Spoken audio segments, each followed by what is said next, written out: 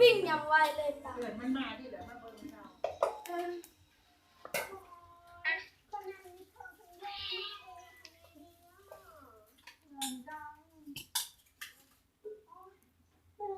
ยายกินข้าวแล้วบอกโอ้เฮ้ยแมวเฮ้ย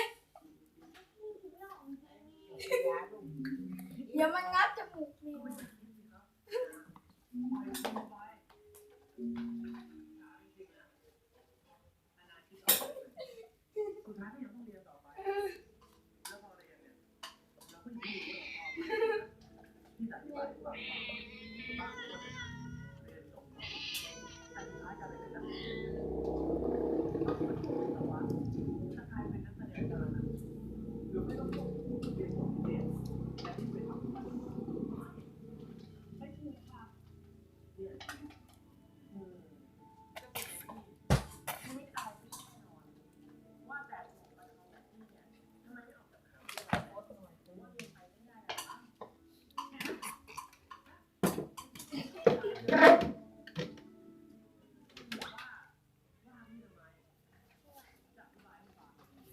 ลงปาก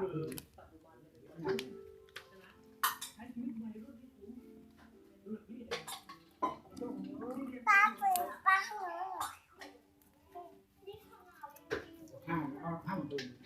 พึ่งหลวงแม่ เอาไปกินจ่ เห อย ลื เล อย อยู่ด้วยตาเหลืออยู่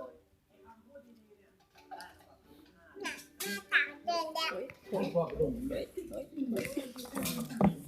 ผม อยู่ตรง ห้า ต้ ม นนั่น สวน เลยอ่ะ กินลูก เนื้อ คือเรากัน